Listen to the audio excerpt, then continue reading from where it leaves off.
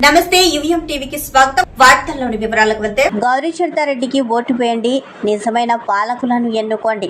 గౌరీ జనార్దన్ రెడ్డి తన ప్రచారాన్ని కల్లూరులో కొనసాగించారు. ఈ సందర్భంగా ఆయన కల్లూరులో తిరుగుతూ ఓట్లు వేయాలని ప్రజలను అభ్యర్థించారు. అలాగే ప్రజల్లో మమేకమై మీలో నేను ఒకటినంటూ వారితో కలిసిపోవడం చూసి ఓటర్లు ఆశ్చర్యపోతున్నారు.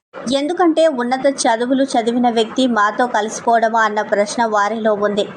దాన్ని పటాపంచలు చేస్తూ నేను మీ వాడినే, మా కుటుంబం అంతా ప్రజల కోసమే అంటూ గౌరీ చరితారెడ్డిని భారీ మెజార్టీతో అమూల్యమైన ఓటును సైకిల్ గుర్తుపై వేయించి గెలిపించాలని మిమ్మల్ని ముకులిత హస్తాలతో అభ్యర్థిస్తున్నారని అన్నారు. దాంతో ప్రజలంతా మేమంతా మీ వెంటే ఉంటామని హర్షధ్వానాల ద్వారా తెలియజేస్తారు. తెలుగుదేశం పార్టీకి మద్దతు తెలిపిన బలిజ సంఘీయులు ఫారూక్ గెలుపు కోసం కృషి చేస్తాం. వైసీపీ విధి విధానాలు నచ్చి టీడీపీలో చేరాను. డాక్టర్ రవికృష్ణ. వైసీపీ ప్రభుత్వం పూర్తిగా బలిజలను విస్మరించింది. ఎన్నికలలో వైసీపీకి తగిన గుణపాఠం చెప్తాం. బలిజ సంఘీయులు. నంద్యాల జిల్లా తెలుగుదేశం పార్టీ ఆఫీస్ నందు తెలుగుదేశం పార్టీలో చేరిన ఐఎంఏ రాష్ట్ర అధ్యక్షులు డాక్టర్ రవికృష్ణ విలేకరుల సమావేశం నిర్వహించారు.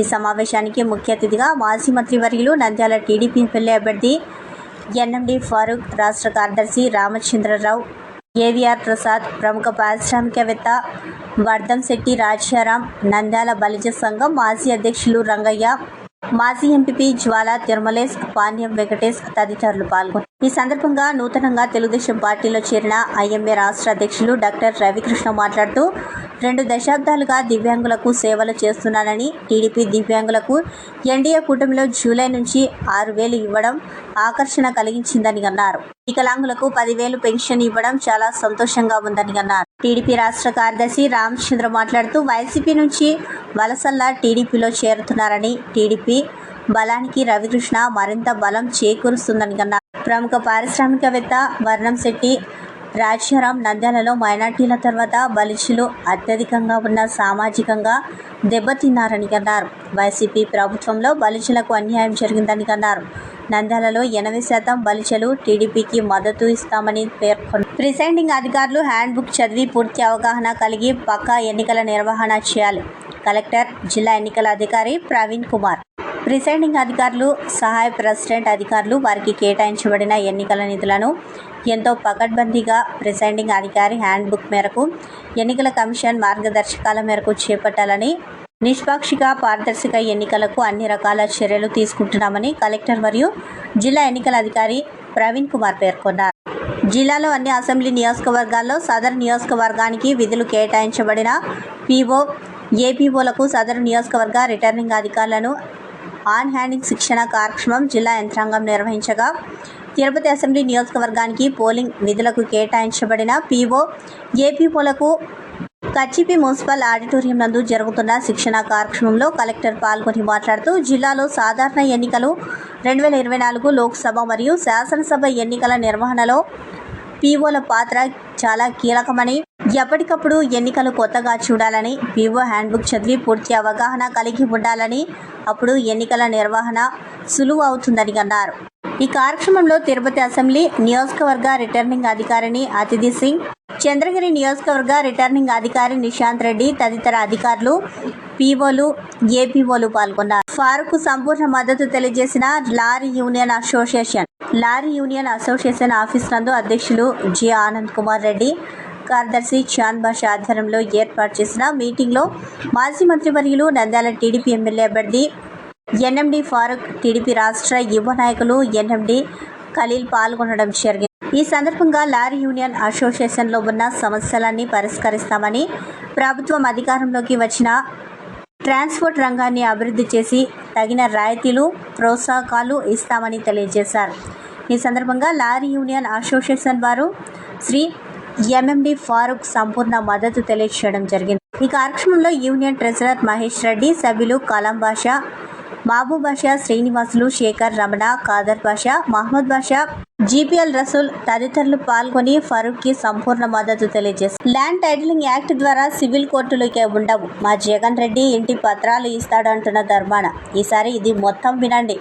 ఎంత భయంకరమైన చట్టమో, చేసింది అంతా చేసి ఇప్పుడు నాకు సంబంధం లేదు అంటున్నారు. Andhra Pradesh land titling and bill 2020 minister గారు అధ్యక్ష, ల్యాండ్ టైటిలింగ్ యాక్ట్ 2020 అనే చట్టం భారతదేశంలోనే మొట్టమొదటిసారిగా మన రాష్ట్రం ప్రవేశపెడుతోంది. ఇది ఒక చారిత్రాత్మకమైనటువంటి నిర్ణయం అధ్యక్ష. గౌరవ ముఖ్యమంత్రి వర్యులు శ్రీ జగన్మోహన్ రెడ్డి గారు నిపుణులతో ఎన్నో చర్చలు నిర్వహించిన అనంతరం ఈ బిల్లుకు రూపకల్పన జరిపింది అధ్యక్ష. భారతదేశంలో మొట్టమొదటిసారిగా మన రాష్ట్రంలో భూ యజమానికి పూర్తి స్థాయిలో హక్కు కల్పించడం ద్వారా వారికి వారి భూమిపై శాశ్వత హక్కులు దక్కలపడతాయి. తద్వారా ఆ వ్యక్తి ఎలాంటి భూ వివాదాలు లేకుండా శాశ్వతంగా అనుభవించేందుకు, ఇంకా వారి అనుమతితో మాత్రమే ఇతరులకు హక్కులు బదలాయించేందుకు అవకాశం ఏర్పడుతుంది అధ్యక్ష. భూ యజమాని తనకు భూమి ఉన్నంత వరకు గౌరవ ముఖ్యమంత్రి వైఎస్ జగన్మోహన్ రెడ్డి గారిని గుర్తుంచుకుంటారు అధ్యక్ష. రెవెన్యూ మంత్రిగా నా చేతుల మీదుగా ఈ చారిత్రాత్మకమైనటువంటి ఆంధ్రప్రదేశ్ ల్యాండ్ టైటిలింగ్ యాక్ట్ 2020 బిల్లును సభలో ప్రవేశపెట్టడం ఎంతో గౌరవంగా భావిస్తున్నాను అధ్యక్ష. ఉన్న ప్రస్తుత చట్టాల ప్రకారం టైటిల్ ను మంజూరు చేసే అధికారం కేవలం సివిల్ కోర్టులకు మాత్రమే ఉంది అధ్యక్ష. ప్రస్తుత చట్టం ల్యాండ్ టైటిలింగ్ ద్వారా ఈ రీసర్వే అయిన మరుక్షణమే ప్రభుత్వమే వారికి నేరుగా ల్యాండ్ టైటిలింగ్ పత్రాలు మంజూరు చేస్తుంది అధ్యక్ష. రిజిస్టర్ ఆ ఆస్తి నమోదుకు సంబంధించి నోటిఫికేషన్ విడుదలైన తేదీ మొదలు 2 సంవత్సరాలలోపు ఎవరికైనా అభ్యంతరాలు తెలియజేయలేకపోతే ఆ టైటిల్ నిశ్చయంగా మారుతుంది అధ్యక్ష. టైటిల్ రిజిస్టర్ తయారు చేసేటప్పుడు ఏదైనా వివాదం తలెత్తితే సుమోటిగా ల్యాండ్ టైటిలింగ్ ట్రిబ్యునల్కు ల్యాండ్ టైటిలింగ్ ఆఫీసర్ తెలియజేయవచ్చు అధ్యక్ష. అలాగే ఏ వ్యక్తి అయినా నోటిఫికేషన్ వచ్చిన 2 సంవత్సరాల లోపు ల్యాండ్ టైటిలింగ్ ట్రిబ్యునల్ తన అభ్యంతరాలతో సంప్రదించవచ్చు అధ్యక్ష. అధ్యక్ష, పెండింగ్ లో ఉన్న వివాదాలకు సంబంధించి డాక్యుమెంటేషన్ ద్వారా ఏదైనా దరఖాస్తు ఉంటే టైటిల్ రిజిస్ట్రేషన్ ఆఫీసర్ ఆ భూమిపై వివాదం అని నమోదు చేయడానికి అధికారం కూడా ఉంది అధ్యక్ష. ల్యాండ్ రిజిస్ట్రేషన్ ఆఫీసర్ భూమి యొక్క క్రమాన్ని ట్రిబ్యునల్ సూచనల ఆధారంగా తిరిగి ఆ టైటిల్ నిర్ణయిస్తారు అధ్యక్ష. ల్యాండ్ టైటిలింగ్ ట్రిబ్యునల్ ఆదేశాలతో వివేదించేవారు. బివి నాగేశ్వరరెడ్డి గెలుపు ఎమ్మిగనూరు అభివృద్ధికి మలుపు, సైకిల్ గుర్తుకు ఓటు వేయాలని ప్రచారం. కర్నూలు జిల్లా ఎమ్మిగనూరు మండలం తెలుగుదేశం పార్టీ అభ్యర్థి బివి జయనాగేశ్వరరెడ్డి గెలుపు కొరకు స్థానిక 5వ వార్డు నందు తెలుగుదేశం పార్టీ పట్టణ ఉపాధ్యక్షులు మాజీ కౌన్సిలర్ రంగస్వామి గౌడ్ ఆధ్వర్యంలో ఇంటింటికి తిరిగి సంక్షేమ పథకాలు తెలియజేస్తూ సైకిల్ గుర్తుకు ఓటు వేసి శ్రీ జయనాగేశ్వరరెడ్డిని అత్యధిక మెజారిటీతో గెలిపించాలని అభ్యర్థించడం జరిగింది. ఈ కార్యక్రమంలో వార్డు కమిటీ మెంబర్లు, కార్యకర్తలు తదితరులు పాల్గొన్నారు. సార్వత్రిక ఎన్నికల ప్రచారంలో భాగంగా పాణ్యం నియోజకవర్గం తొగిచేడు సుగాలిమెట్ట తాండా గ్రామాల్లో పర్యటిస్తూ సమస్యలు తెలుసుకుంటూ బాబు సూపర్ 6 పథకాలను వివరిస్తూ ఎమ్మెల్యే ఎంపీ 2 ఓట్లు తెలుగుదేశం పార్టీకి వేయించి ఆశీర్వదించాలని ప్రజలను అభ్యర్థిస్తున్న పాణ్యం నియోజకవర్గ టీడీపీ, జనసేన, బీజేపీ ఉమ్మడి అభ్యర్థి శ్రీమతి గౌరీ చట్టారెడ్డి. ఈ సందర్భంగా ప్రచారం మీటింగ్లో గౌరీ చట్టారెడ్డి మాట్లాడుతూ జగన్ మేనిఫెస్టో 420 మేనిఫెస్టో అని, అది అబద్ధాల పుట్ట, అందులో ఏ పథకం అమలు కాదని విమర్శించారు.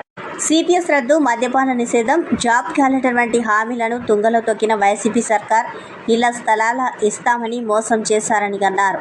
జగన్ను తరిమేందుకు ఏపీ జనం సిద్ధంగా ఉన్నారని గౌరీ చట్టారెడ్డి మండిపడ్డారు. ఈ కార్యక్రమంలో మండల నాయకులు, గ్రామస్థాయి నాయకులు, కార్యకర్తలు, టీడీపీ, బీజేపీ, జనసేన పార్టీ నాయకులు, కార్యకర్తలు తదితరులు పాల్గొన్నారు. జనసేనకు భారీ షాక్, పాలూరి శివ యూత్ వైసీపీలో చేరిక. 100 మందికి పైగా యువకులకు పార్టీ కండువాలు వేసి ఆహ్వానించిన మంత్రి కొట్టు. తాడేపల్లిగూడెం అసెంబ్లీ నియోజకవర్గంలో అత్యంత కీలకమైన పట్టణంలో జనసేనకు గట్టి షాక్ తగిలింది. పట్టణంలోని 4, 5, 6 వార్డుల జంక్షన్ ప్రధాన కూడలి ప్రాంతమైన గాంధీబొమ్మ సెంటర్కు చెందిన పాలూరి శివ యూత్ వైసీపీలో చేరింది. పాలూరి శివ సుమారు 100 మందికి పైగా యువకులు తాడేపల్లిగూడెం వైసీపీ ఎమ్మెల్యే అభ్యర్థి డిప్యూటీ సీఎం కొట్టు సత్యనారాయణ సమక్షంలో వీరంతా వైఎస్ఆర్ కాంగ్రెస్ పార్టీలో చేరారు. స్థానిక పార్టీ కార్యాలయంలో శుక్రవారం ఈ యువకులందరికీ మంత్రి కొట్టు వైఎస్ఆర్సీపీ కండువాలు వేసి సాదరంగా పార్టీలోకి ఆహ్వానించారు. విద్యార్థి సంఘం నాయకుడైన పాలూరి శివ పట్టణంలోని 4, 5, 6 వార్డులకు చెందిన వందలాది మంది యువకులతో పాలూరి యూత్ ఏర్పాటు చేసి సేవా కార్యక్రమాల్లో యువతను భాగస్వామ్యం చేస్తున్నారు.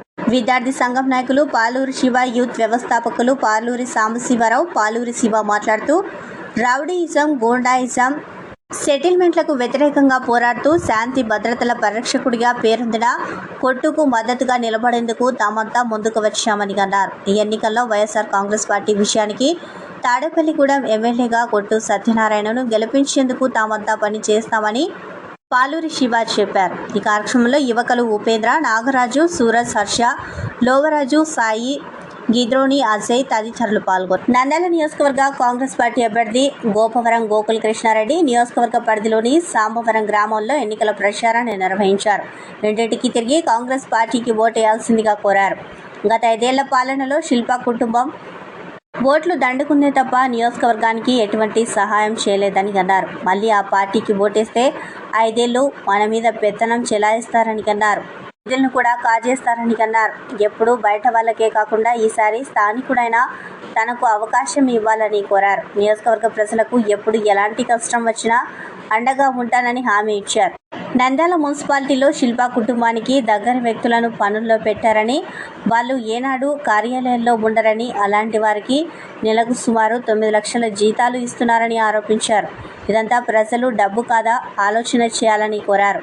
ఈ ఎన్నికల్లో హస్తం గుర్తుకు ఓటేసి తనను ఎమ్మెల్యేగా గెలిపించాలని అభ్యర్థించారు. నంద్యాల నియోజకవర్గం గోస్పాడు మండలం ఎస్ కల్లూరు గ్రామ వైసీపీ నాయకులు రామ్ రెడ్డి, భరత్ కుమార్ రెడ్డి, గోపవరం సుబ్బారెడ్డి, ఎద్దుల శశి, పుల్లయ్య తదితరులు తెలుగుదేశం పార్టీ అధినేత నారా చంద్రబాబు నాయుడు విడుదల చేసిన మేనిఫెస్టోలో ఉన్న సూపర్ 6 పథకాలకు ఆకర్షితులై తెలుగుదేశం పార్టీ నంద్యాల జిల్లా ప్రధాన కార్యదర్శి ఎన్ఎండి ఫిరోజ్ ఆధ్వర్యంలో టీడీపీలో చేరారు. వారికి కండువా వేసి పార్టీలోకి ఆహ్వానించారు. ఈ కార్యక్రమంలో గోస్పాడు మండల కన్వీనర్ తులసీశ్వర్ రెడ్డి, గోపాల్ రెడ్డి, కొట్టాల శివనాగిరెడ్డి, వీరసింహారెడ్డి, భాస్కర్ రెడ్డి, ఓబుల్ రెడ్డి, గోపవరం రామేశ్వర్ రెడ్డి, ఏరాసు ప్రభాకర్ రెడ్డి తదితరులు పాల్గొన్నారు. ఈ వార్తలు ఇంతటితో సమాప్తం. నమస్కారం.